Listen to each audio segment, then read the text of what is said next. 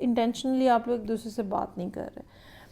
सो ऐसा महसूस होता है जैसे कुछ अर्सा पहले तक इस पर्सन ने आपसे बातचीत करने की बहुत ज़्यादा कोशिश की, या आपको बताने की, समझाने की, अपनी साइड की स्टोरी जो है वो बहुत ज़्यादा इन्होंने एफ़र्ट की, लेकिन आप जो है उस टाइम पे आपने इतना ज़्यादा इस चीज़ को कंसिडर नहीं किया। जो भी कंप्लेंट्स थी इस पर्सन को आपके हवाले से रिलेशनशिप में, इन्होंने बार बार आपको बताने की कोशिश की, एक्सप्लेन करने की कोशिश की, आपने उसको इतना ज़्यादा शायद सीरियसली नहीं लिया।